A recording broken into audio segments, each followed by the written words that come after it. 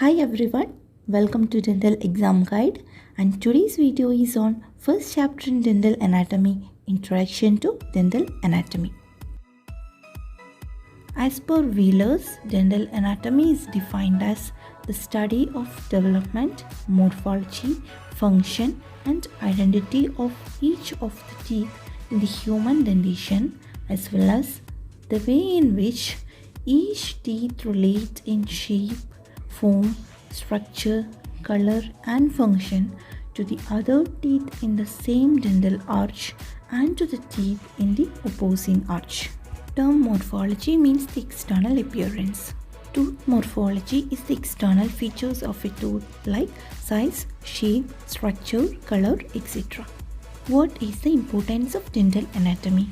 Dental anatomy provides us a strong base in dentistry. That means every branches of dentistry requires a basic knowledge in dental anatomy.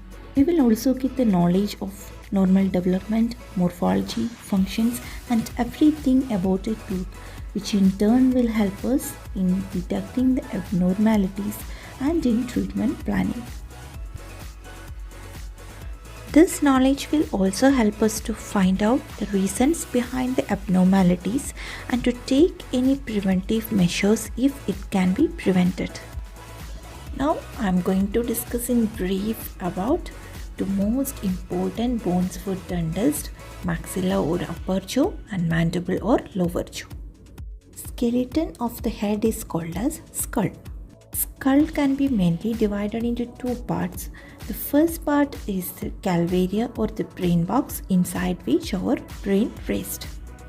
Second part that you see here in this picture is called as facial skeleton. Facial skeleton is composed of 14 bones, of which 6 are paired bones and 2 are unpaired bones. In this chapter, I will be focusing mainly on two most important bones for dentist, the maxilla or the upper jaw and the mandible or the lower jaw.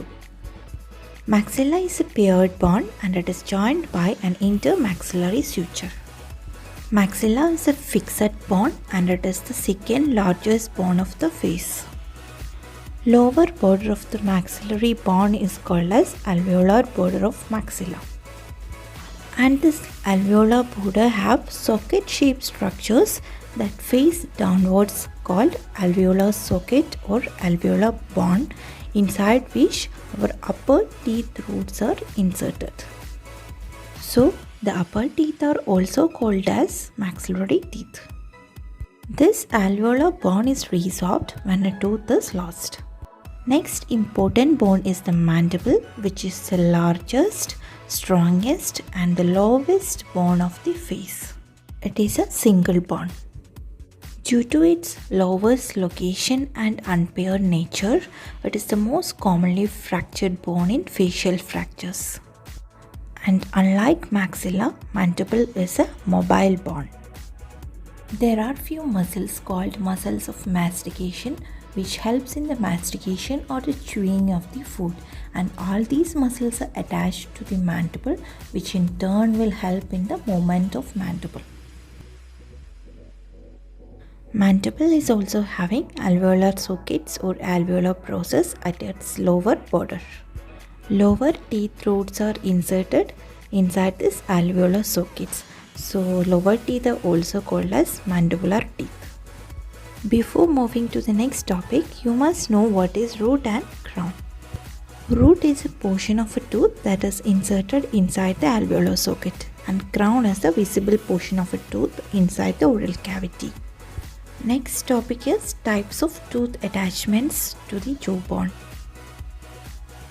We have seen both our upper and the lower teeth roots are inserted completely inside the alveolar sockets or the jaw sockets, and this kind of arrangement where the tooth root is completely inserted inside the tooth sockets is called as thecodont, and human dentition is thecodont. There are two more types of tooth attachments to the jawbone. First one is acrodont and the second one is pleurodont.